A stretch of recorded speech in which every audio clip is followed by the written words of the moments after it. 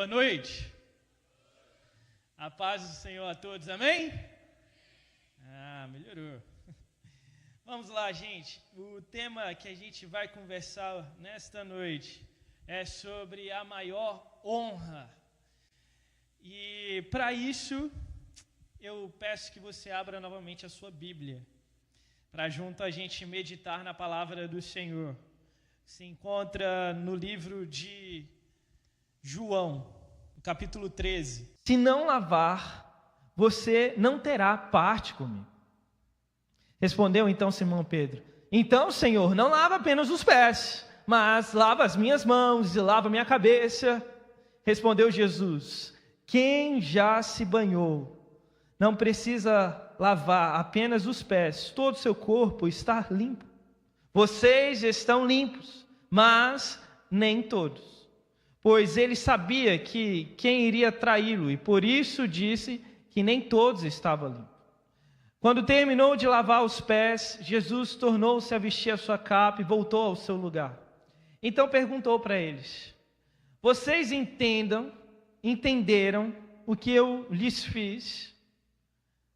Vocês me chamam de mestre e de Senhor, e com razão, pois eu sou.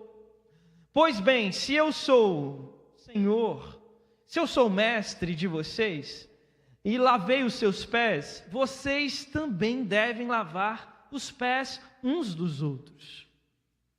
Eu lhe dei o exemplo, para que vocês façam como eu lhes fiz.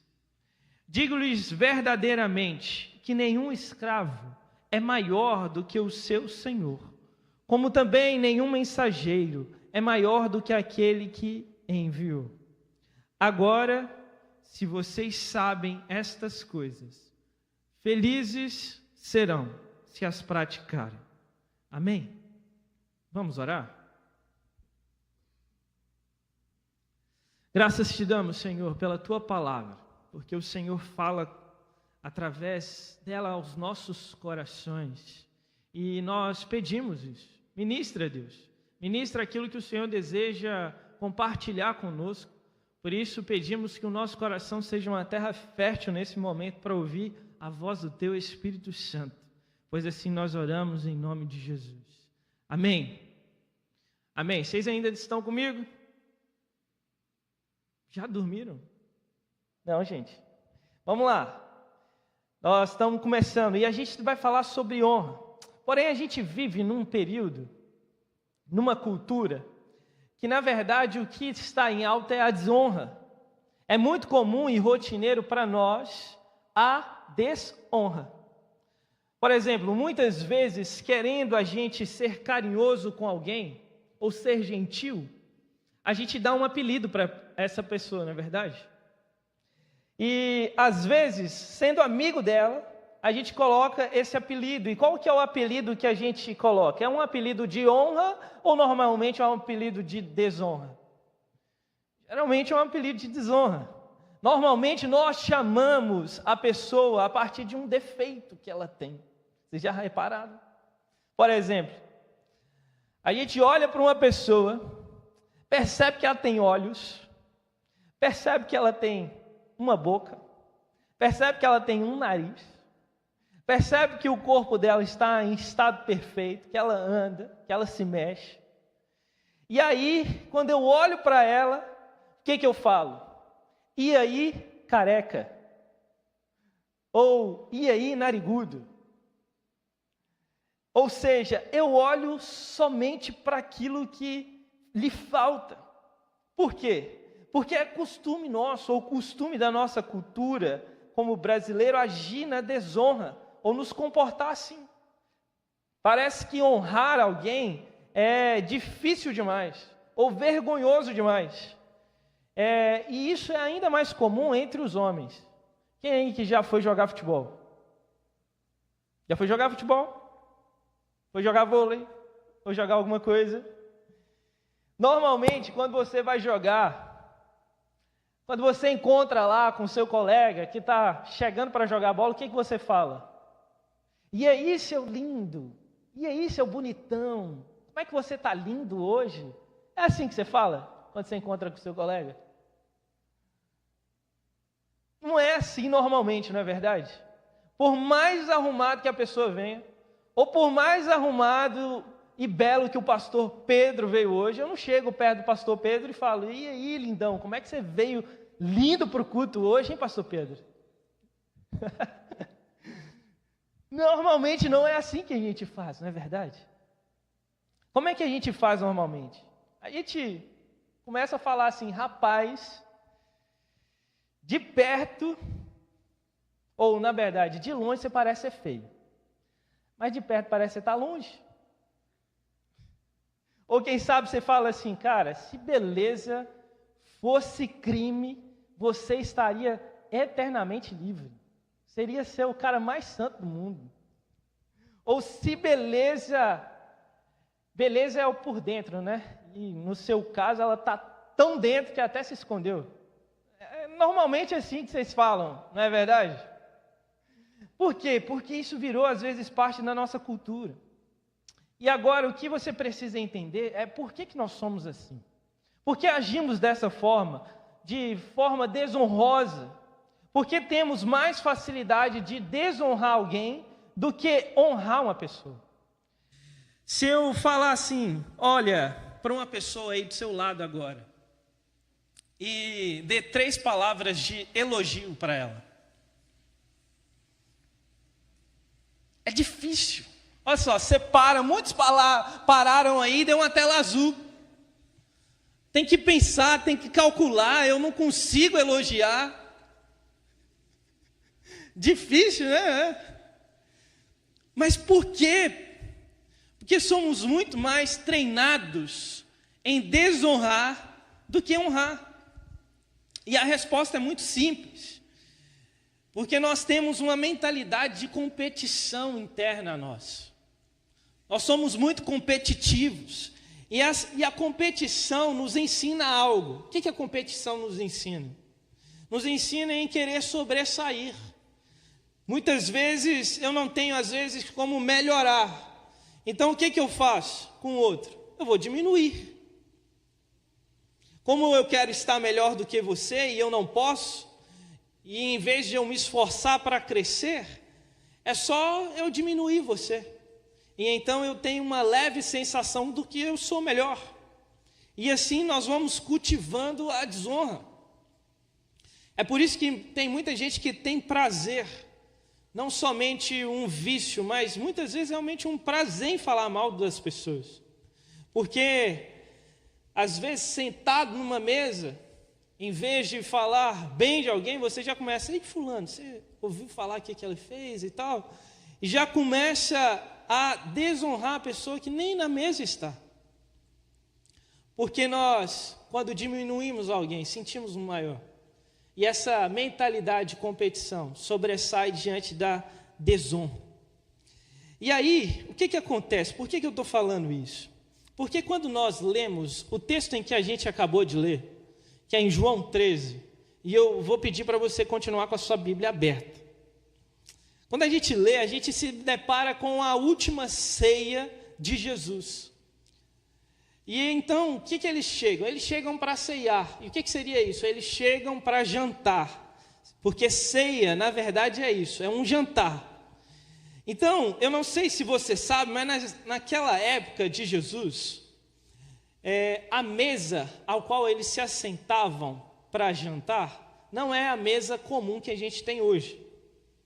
Eles não se assentavam numa cadeira, eles se assentavam no chão.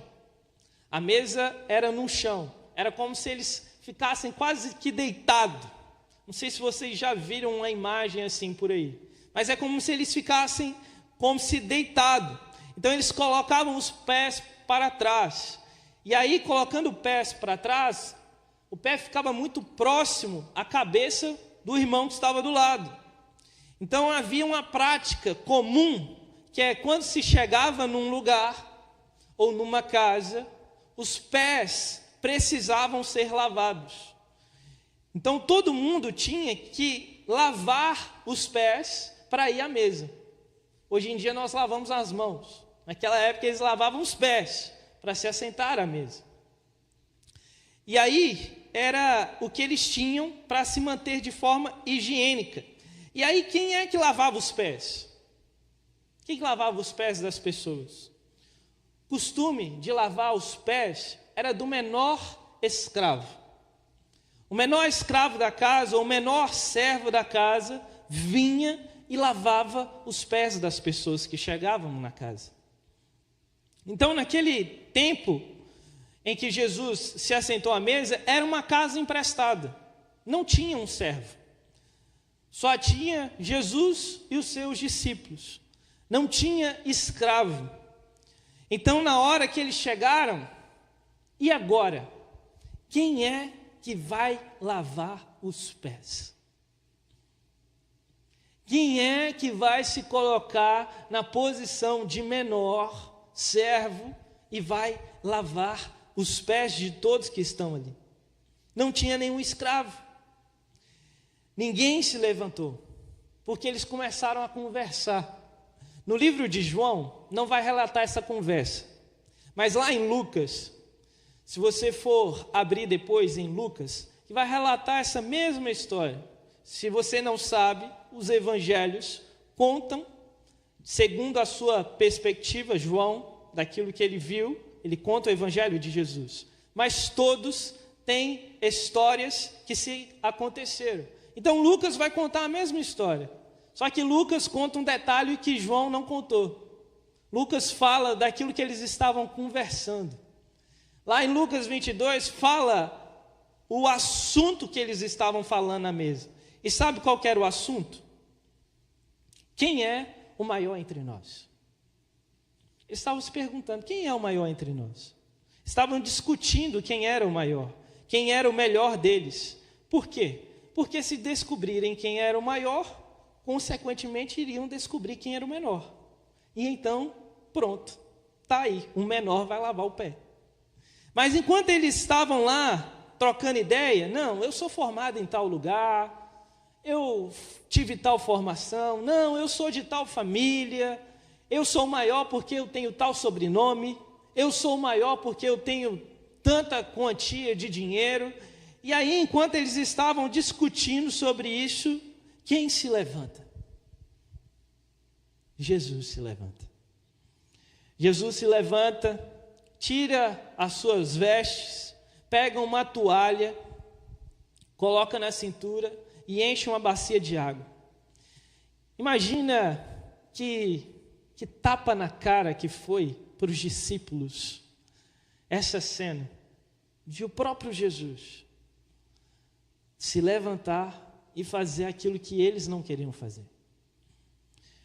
E aí Jesus, como se dizendo, enquanto vocês conversam aí, enquanto vocês estão discutindo aí quem é o maior, pode deixar, eu levanto e eu lavo os pés de vocês. Enquanto vocês decidem, eu já vou aqui adiantando o processo. Me dá seu pé aí, Pedro. Me dá seu pé aí, João. Vou lavar seu pé aqui agora. Porque quando o coração é motivado pela competição, tudo passa a ser feito para se comparar. Mas quando o coração está contaminado, somente por isso, até as coisas boas passam a ser feituosas, ou passam a ser motivos reais. Mas quando o cristão entende o propósito do Evangelho, ele se coloca nessa posição de honrar o próximo e de entender o que de fato é honra. E é baseado nisso que eu quero conversar com vocês rapidamente sobre esse tema que a gente vai falar hoje, a maior honra. E a maior honra que a gente pode analisar nesse texto, a gente percebe 3 verdades aqui. Se você estiver anotando, e eu sugiro que você faça isso, anote aí. A maior honra, primeiro, ela nasce quando sabemos quem somos. Ela nasce quando sabemos quem nós somos. Olha aí o que o versículo 3 vai dizer. Sabendo Jesus que o Pai havia confiado todas as coisas em suas mãos, e que viera de Deus e que voltava para Deus. Prestou atenção no que a frase diz?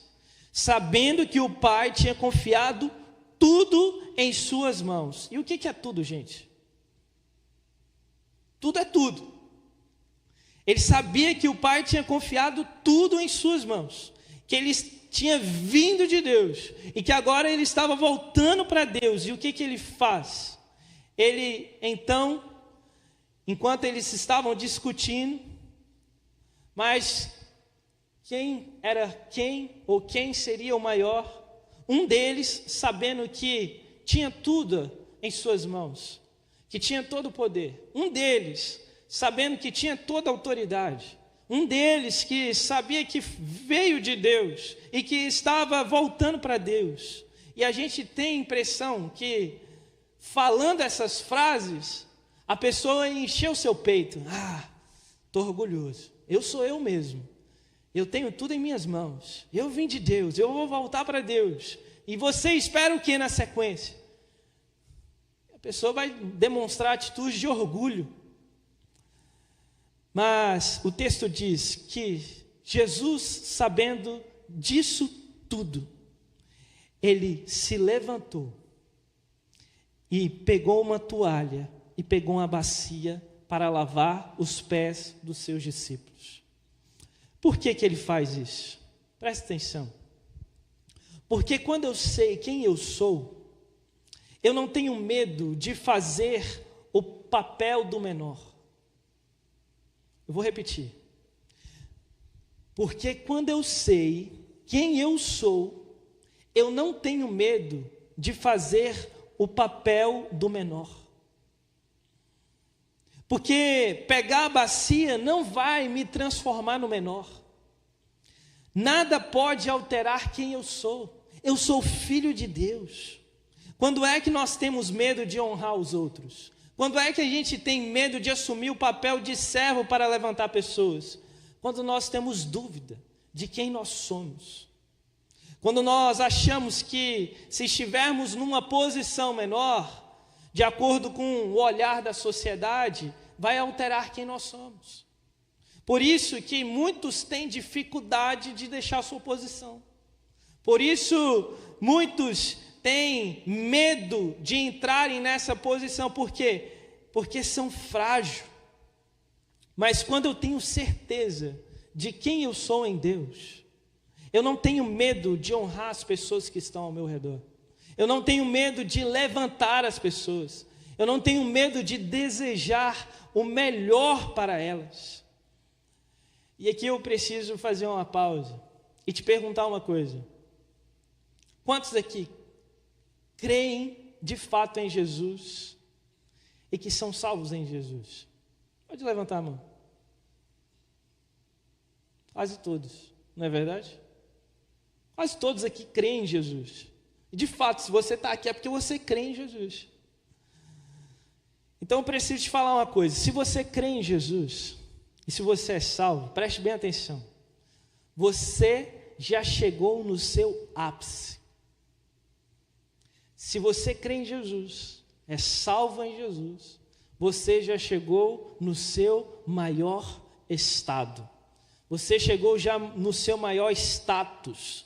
Porque não há título maior do que esse, ser filho de Deus. Não há título maior do que este, ser considerada filha de Deus. Eu não sei, então, o que você está correndo atrás. Eu não sei por que você está diminuindo as pessoas para se sentir maior ou melhor do que elas.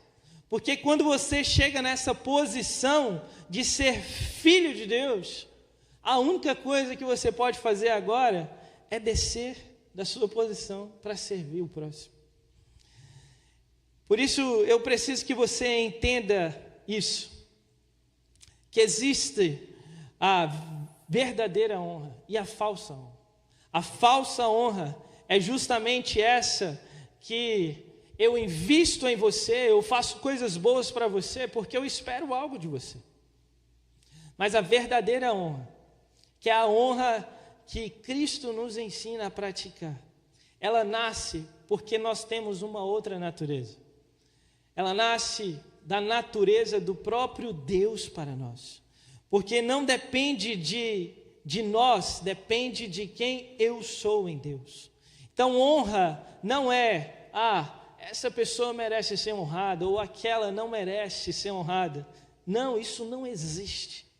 Honra não depende de quem está na minha frente. Honra depende de quem eu sou. E por que isso é importante para nós? Por que a gente precisa falar sobre isso? Porque a pergunta mais forte dentro do coração de muitas pessoas é: quem eu sou? Eu não sei se você já se parou para perguntar quem de fato você é. Você sabe quem você é? Toda vez essa pergunta nem sempre é fácil de ser respondida, mas ela aparece de muitas formas. Essa pergunta ela aparece quando um jovem se sente que precisa se encaixar em um grupo para ser aceito. Ela aparece quando alguém se mede pelo próprio valor, ou pela aparência, ou pelo desempenho na escola, ou pela aprovação dos outros. Ela aparece quando as redes sociais começam a se tornar um lugar onde a pessoa tenta ser uma outra pessoa para justificar quem ela é. E muitos têm vivido dessa forma, ou tentando se descobrir a partir dos olhos dos outros, a partir de quem as pessoas dizem que você é. Se as pessoas te aprovam, então você se sente bem. Mas se as pessoas te criticam, então você já se sente inseguro. Se as pessoas te incluem no grupo, então você se sente importante. Mas se as pessoas te ignoram, então você começa a se sentir sem valor, como se não tivesse mais valor. Mas esse texto nos mostra algo muito importante sobre Jesus. Que antes de realizar aquele gesto de humildade, o Evangelho de João nos diz que Jesus sabia quem ele era.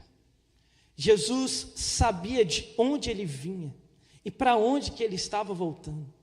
Então a segurança e a identidade sua não vem de opiniões das pessoas ao seu redor. A sua identidade, ela vem de um relacionamento com Deus. É Deus quem dita quem é você e qual que é a sua identidade.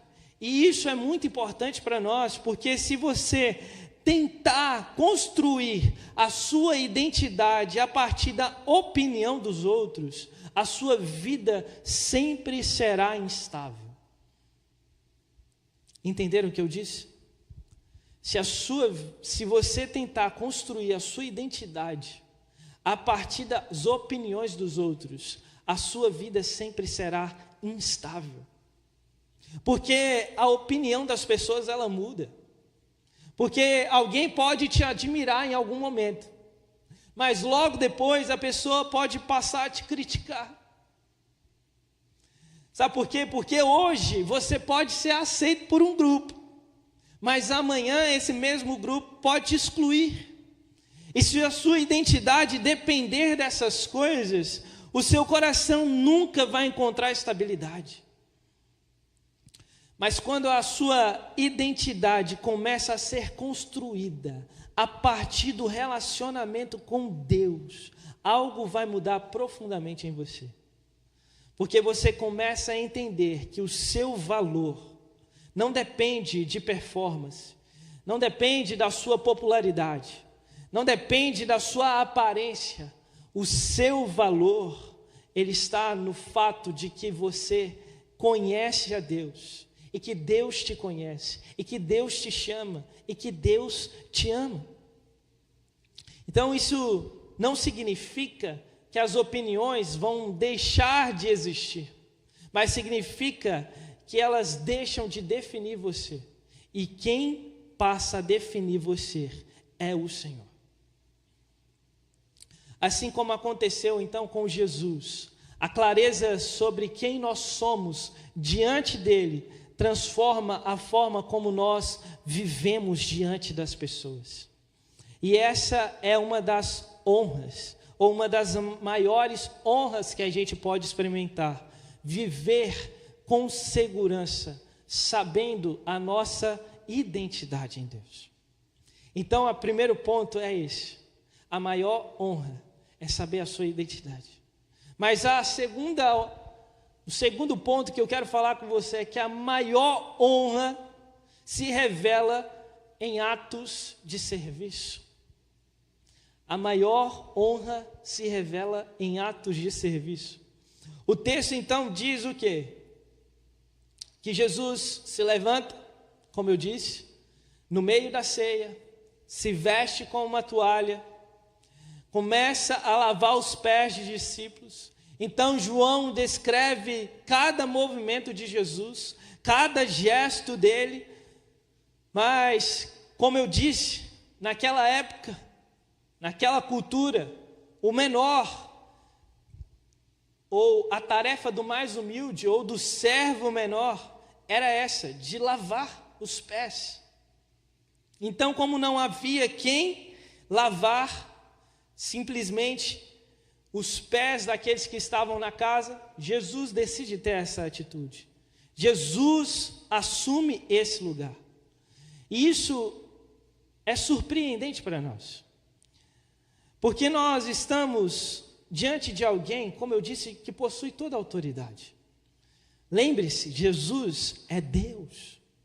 Jesus se encarnou e Ele é Deus. O próprio Evangelho declara que Ele é Senhor, que Ele é Mestre. E ainda assim, sendo Deus, Ele se inclina e realiza aquilo que ninguém estava disposto a fazer. Ele serve de uma forma como ninguém estava disposto em servir. O silêncio daqueles discípulos, no momento em que provavelmente revelava ali o ato de Jesus, que havia uma bacia, havia uma água, ninguém ofereceu, ninguém falou, olha, Pedro não se levantou e falou, ô Jesus, eu lavo.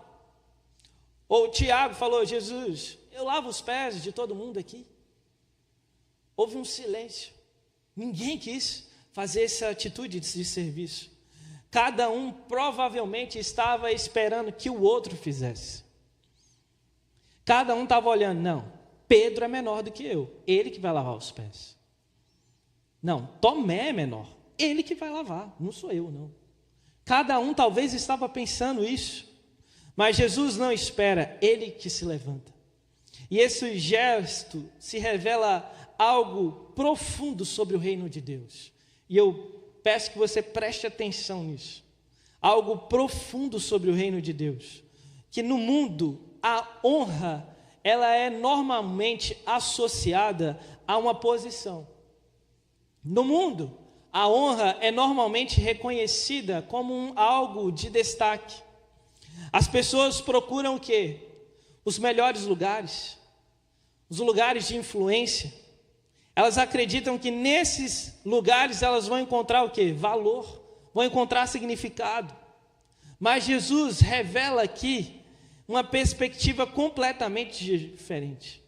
Que no reino de Deus, a verdadeira grandeza não é medida pela altura da posição que alguém ocupa, mas pela profundidade de amor em demonstrar um serviço para uma pessoa. Que o verdadeiro amor, ele se expressa através do serviço. Que servir é a forma prática do amor que se torna visível. Quando Jesus se inclina ali para lavar os pés dos seus discípulos, ele está demonstrando, gente, que a honra no reino de Deus não é ser admirado de longe. Olha, fulano de tal. Mas é se aproximar e de perto cuidar da necessidade dos outros. Então, entenda que maturidade espiritual, você quer crescer em Deus? Quantos querem crescer em Deus? Entenda que maturidade espiritual não se mede apenas pelo quanto alguém conhece das Escrituras, ou quanto alguém conhece sobre as atividades da igreja. Maturidade espiritual, ela se revela muito claramente quando o seu coração está disposto em servir. Quando você tem um coração desejoso em cuidar e servir as pessoas ao seu redor. Por isso, uma das características mais fortes da cultura que a gente está inserida hoje, e que muitos jovens vivem, é o quê? Olhando para si mesmo. Cada um olhando para si. Grande parte das mensagens que você recebe aí dos coaches, ou como propaganda no Instagram, é o quê? Pense em você. Priorize você. Construa a sua imagem. Mostre quem você é. E pouco a pouco, isso começa a criar uma maneira de viver em que tudo gira em torno da nossa própria vida. E o problema é quando a vida gira apenas em torno de nós mesmos. Ela começa a ficar cada vez mais vazia. Porque nós fomos criados, se você não sabe, nós fomos criados para algo maior do que simplesmente nós mesmos. Quando Jesus se levanta para lavar ali os pés dos discípulos, ele está mostrando um caminho diferente. Ele está mostrando que a vida ganha significado quando começamos a olhar para além de nós. Que a vida tem sentido quando eu paro de olhar para mim mesmo e começo a olhar para você. Para você que está do seu lado aí, ó. Olha para o lado agora. Isso faz sentido. Isso faz sentido. No reino de Deus, olhar para o lado e perceber que você vive em relacionamento, isso é que faz sentido. Mas para nós, isso se torna um desafio. Por quê? Porque sai da lógica natural. Na juventude é muito fácil a gente ficar focado apenas nas nossas próprias preocupações. Quem sabe preocupações que você tem da escola, da faculdade, das suas amizades, quem sabe nas suas preocupações de aparência. Ah, será que eu estou bonito? Será que eu estou forte? Será que os meus planos estão dando certo? Mas o gesto de Jesus nos convida a desenvolver um tipo diferente de olhar. Um olhar que percebe as pessoas ao nosso redor. Talvez na sua sala de aula tenha alguém que quase ninguém percebe, que é o excluído. Sempre tem alguém. Talvez existe um colega que é sempre o alvo das piadas. Talvez existe sempre alguém que está parecendo ser forte por fora, mas que está enfrentando coisas pesadas por dentro. Muitas vezes essas pessoas passam despercebidas por todos. Por todos. Porque todos estão pensando somente em si. Mas quando o nosso coração começa a ser moldado, quando o nosso coração começa a ser transformado por Jesus, algo muda. E sabe o que é que acontece? A gente pode começar a olhar para o lado, como você acabou de fazer, e perceber que tem pessoas que estão ainda sentadas sozinhas. Você percebeu? Tem pessoas ainda que estão sentadas sozinhas no nosso ambiente. Você pode convidá-la para estar junto com você, andar com você. Você pode olhar para o lado aí e ver que um colega seu não veio hoje, que um amigo seu não apareceu no culto. Por quê? Você sabe por que seu amigo não veio no culto hoje? Se você não sabe, quando terminar o culto, você pode parar e mandar uma mensagem para ele. Ei, fulano, senti sua falta. Por que você não veio? Essas atitudes, elas podem parecer pequenas, mas elas são de grandes significativos. Elas não vão virar notícia. elas não vão te dar fama, mas essas atitudes, mostram que o caráter de Deus está sendo moldado na sua vida, que Jesus tem sido formado em você, que ato de servir está sendo trabalhado no seu coração. Mas uma última coisa que a gente percebe ainda nesse texto, que a maior honra, gente, a maior honra, preste atenção, é viver o exemplo de Jesus. Anote isso. A maior honra é viver o exemplo de Jesus. Porque depois de Jesus lavar os pés, ele volta para a mesa, ele se assenta e ele faz uma pergunta. No verso 12, olha aí o que ele estava perguntando. Vocês entenderam o que eu acabei de lhes fazer? Ele faz essa pergunta, vocês entenderam? Eu acabei de lavar os pés de vocês, vocês entenderam o que eu acabei de fazer? Essa pergunta mostra que aquele momento ele tinha um propósito muito maior do que simplesmente um gesto, quem sabe, de humildade. Jesus estava ensinando algo que deveria moldar profundamente a vida dos seus discípulos. Então ele vai continuar falando, vocês me chamam aí de mestre, olha, vocês estão andando comigo aí, estão me chamando de Senhor, pois bem, é verdade, eu sou mesmo, eu sou Deus, eu sou Senhor, eu sou mestre, e sendo Senhor, sendo mestre, sendo Deus, eu lavei o pé de vocês. Vocês também devem lavar os pés uns dos outros. Aqui Jesus transforma aquele ato de lavar os pés em um princípio permanente para a vida da comunidade cristã, dizendo, eu lhe dei os exemplos, siga.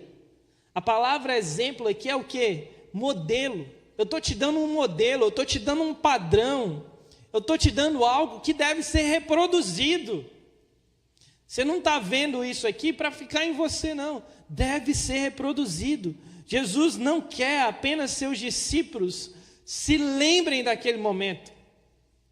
Ele quer que os discípulos dele se torne aquele momento como um estilo de vida. Isso nos ensina algo importantíssimo, gente, sobre o discipulado cristão. Que seguir a Jesus não é aceitar certas verdades sobre ele. Seguir Jesus não significa permitir que o caráter de Jesus ele se torne, na verdade, o padrão que nos orienta. A vida cristã, ela é contínua, em transformação. Ela é um processo. Se você não sabe, a vida cristã é um processo.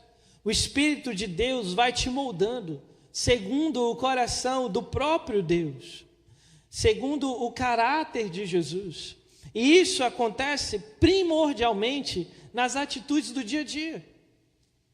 Dia a dia, não é só no sábado do culto da juventude, não é só no domingo do culto da EBD, no culto à noite, não, na sua segunda-feira, na sua terça-feira, na sua quarta-feira, todos os dias da sua semana, você deve imitar a Cristo, nas pequenas atitudes, na forma como você vai tratar as pessoas quando você sair daqui, na maneira como você reage quando você é contrariado. Sabe, quando algo não acontece segundo aquilo que você queria, e você fica estressado, como é que você reage? Na disposição de ajudar alguém, na disposição de ajudar seus pais. Você acha que dentro da sua casa só você deve ser servido? Seu pai, sua mãe está lá, trabalha, limpa a casa, faz o almoço, será que você não pode servi-los também em alguma coisa? Na paciência, na capacidade de perdoar, tudo isso faz parte do exemplo de Cristo. E aí o verso 16 diz que o servo não é maior do que o seu Senhor. Se o próprio Senhor, Deus de todas as coisas, viveu de maneira humilde, viveu de maneira servidora, seus seguidores, se você se diz discípulo de Jesus, os seus seguidores devem trilhar o mesmo caminho. O cristianismo nunca foi um chamado para uma busca, para uma exaltação pessoal. Sempre foi um chamado para pegar sua cruz, negar a si mesmo e seguir a Jesus. E isso tem implicações profundas para nós. Porque quando Jesus, ou quando os discípulos de Cristo vivem dessa maneira, de negar a si mesmo, levar a sua cruz, algo extraordinário acontece. O caráter do próprio Cristo começa a ser visível nele. O mundo começa a enxergar suas atitudes como Cristo ensinou. E então Jesus termina com a afirmação que a gente deve levar para o nosso coração. Versículo 17. Olha aí, para a gente terminar. Aqui Jesus estabelece uma diferença entre conhecimento e obediência. Conhecer a verdade é importante, mas a verdadeira bênção não está em apenas conhecer, está em viver. Há muitas pessoas que conhecem profundamente os ensinos bíblicos, conhecem talvez a Bíblia de capa a capa, mas permitem que esse conhecimento fique apenas no nível da intelectualidade, né? Só fique na mente. O que acontece? É muito comum, você que cresceu na igreja, quantos aqui nasceram e cresceram na igreja? Muitos, talvez a maioria, e eu também. Eu nasci e cresci na igreja. E para nós, e para muitos que conhecem o evangelho ainda novo, eles sabem de muita coisa. Você sabe de muita coisa. Você conhece muita coisa sobre a Bíblia. Não tem como você negar. Você conhece muita coisa sobre Jesus. Você sabe as histórias. Sabe as histórias de Gênesis, Apocalipse, quem sabe. Sabe o que ensina na igreja. Você até serve na igreja. Você sabe como funcionam os departamentos da igreja. Sabem sobre os valores do evangelho. Mas Jesus termina esse ensino dizendo algo muito importante. Se vocês sabem estas coisas, felizes vocês vão ser quando vocês começarem a praticá-las. Perceba então que Jesus não diz que a bênção está no saber. A bênção está no viver aquilo que você tem aprendido. E aqui existe um desafio muito grande para mim e para você hoje. Porque é possível você participar da igreja, ouvir as mensagens, ouvir e cantar músicas cristãs. Talvez você sabe muitas músicas cristãs. É possível você, quem sabe, vestir uma camisa igual eu estou vestindo aqui, ó, da igreja. É possível você sair e andar com a Bíblia debaixo do braço, assim, ó. Eu estou parecendo crente? Estou ou não? É possível você fazer essas coisas. E ainda assim, viver uma vida que na prática não é muito diferente do mundo aí fora. É possível você fazer todas essas coisas e não viver de modo diferente do mundo. É possível você falar sobre o amor de Deus, mas maltratar as pessoas, sabia? É possível você falar sobre o perdão, mas dentro do seu coração guardar ressentimento. É possível você falar sobre humildade, mas viver tentando provar que é melhor que as outras pessoas. Jesus está dizendo o que aqui então? Que o verdadeiro discípulo não é apenas aquele que conhece o ensino, mas alguém que permite que o ensino transforme a sua vida, transforme o seu viver. É isso que a gente deve entender, e isso vai aparecer nas suas escolhas diárias. Sabia? A forma como você trata os seus pais revela aquilo que está no seu coração, se você está praticando um ensino ou não. A forma como você vai falar com seus amigos quando você é contrariado revela se você só está sabendo ou se você está vivendo. A maneira como você reage a alguém que te provoca, as escolhas que você faz quando você está lá no seu quarto e ninguém está te vendo. Isso mostra se você só sabe ou se você está vivendo mesmo. É nesses lugares simples da vida que o exemplo de Cristo começa a ser vivido. E talvez um dos maiores desafios para nós, que ainda estamos jovens, seja exatamente esse. Decidir se a sua fé ou aquilo que você sabe será somente aquilo que você frequenta, mas algo que não muda o seu estilo de vida. Porque quando um jovem decide viver como? De maneira digna do Evangelho, ou começa de fato a experimentar de Jesus a transformação do seu caráter, tudo começa a fazer sentido. A vida começa a ficar coerente, começa a se tornar verdadeira. A vida onde aquilo que você acredita começa a aparecer, e isso gera um impacto enorme. Porque em um mundo onde muitas pessoas começam a dizer uma coisa, mas vive outra. Você já percebeu isso? Falam, mas não vivem. Um jovem que vive realmente aquilo que fala se torna um testemunho poderoso. Seus amigos podem não lembrar das palavras que você diz sobre Deus, mas com certeza eles vão lembrar a forma como você vive.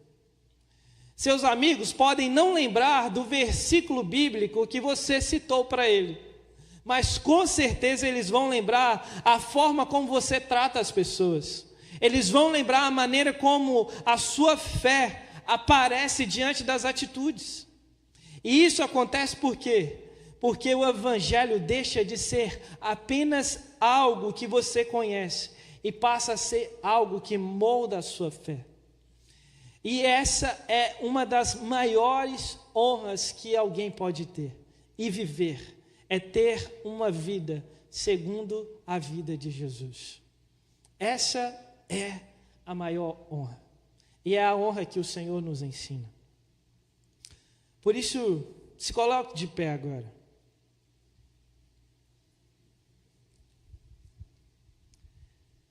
Tem algumas palavras que são palavras difíceis de pregar, porque mexe com a gente, porque às vezes são palavras que você não quer ouvir.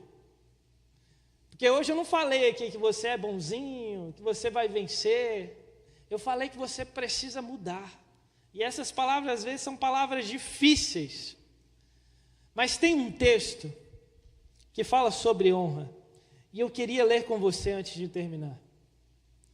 Projeta para mim aí, Filipenses 2. E aí a gente termina. Filipenses 2, versículos 5 ao 11.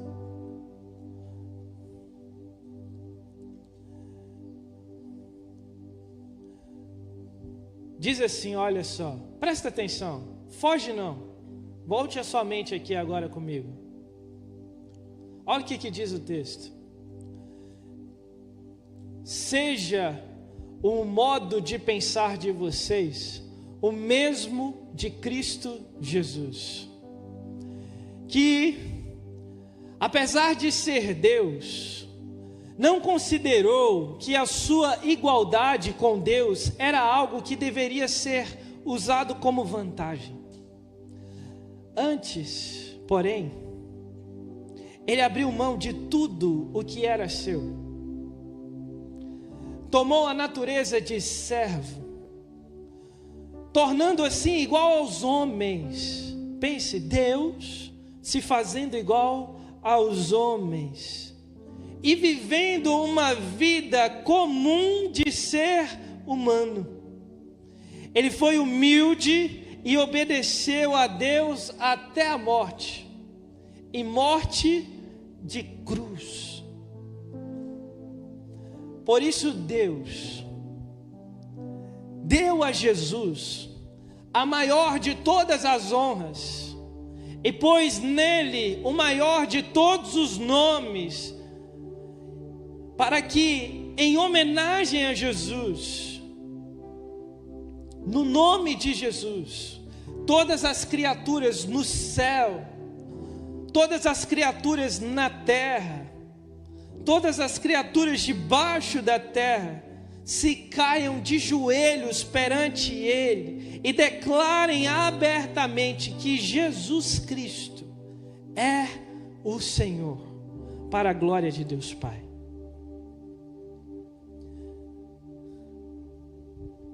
Você entendeu a profundidade disso? A profundidade da atitude de Deus e de Jesus, que sendo Deus, Ele não teve orgulho de achar, eu sou Deus, eu sou o ser mais soberano de todos, eu tenho todo o poder, e quem são os homens? Deixa eles para lá. Sendo Deus, não teve por consideração ser igual a Deus, mas se fez homem. E Ele não só se fez homem, Ele se fez o menor dos homens ao qual olhavam para Ele e não viam beleza nenhuma, que olhavam para Jesus e achavam, quem é esse? Que foi um servo, que viveu em obediência a Deus até a sua morte, e não qualquer morte, morte de cruz. Essa foi a atitude de Jesus, para que Ele receba então a maior honra, receba o maior nome, para que todos se ajoelhem diante de Deus e de Jesus e diga, Jesus é digno, Jesus é o Senhor. E a gente viu Jesus dizendo, o próprio Cristo disse isso no verso 17 que a gente leu: se eu o fiz, felizes vocês serão quando vocês seguirem o meu exemplo. E eu queria que você refletisse agora comigo. Qual tem sido a sua postura? Será que a sua postura, quando você chega nos ambientes, como é que eu faço para ser o maior daqui? Será que quando você chega num ambiente, você pensa, como é que eu posso ser o mais conhecido daqui? Ou como é que eu posso propagar o meu nome, ou se tornar o mais famoso, o mais conhecido? Ou será que você chega em um ambiente e pensa, como é que eu posso servir esses meus irmãos? Como é que eu posso amá-los mais com as minhas atitudes, como Deus também me amou?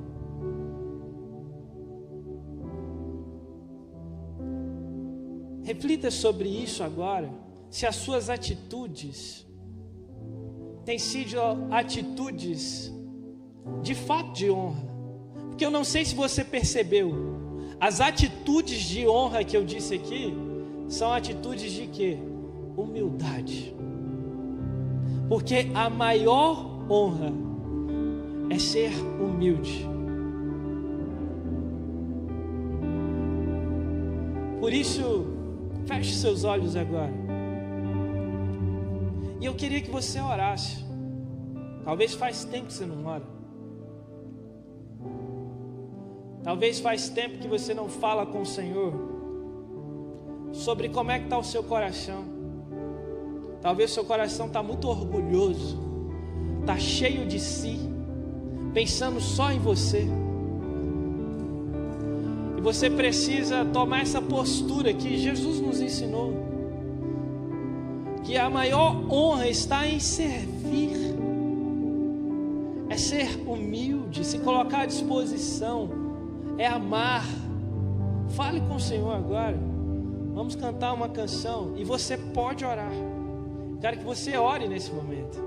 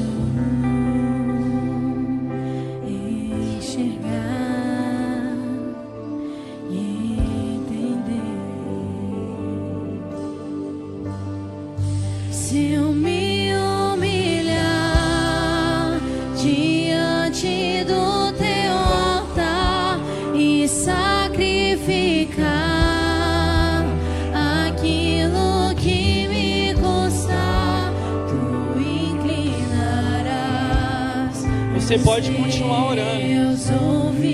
Fale com o Senhor, aproveite esse momento para colocar o seu coração diante de Deus.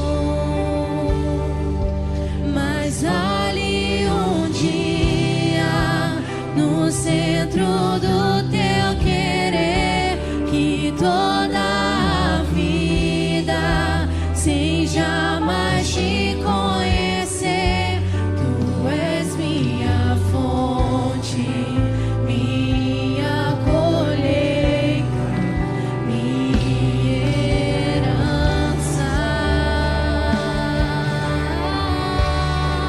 Se eu me humilhar diante do teu altar e sacrificar aquilo que me custar, tu inclinarás os teus ouvidos ao meu clamor.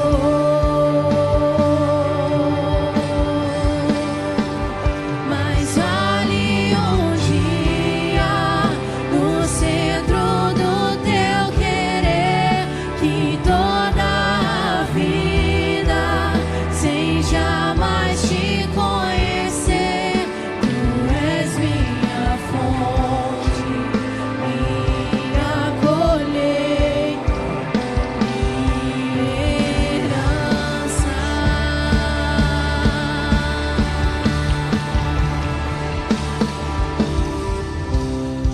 Eu podia fazer agora um apelo e te chamar aqui à frente. Mas como eu disse,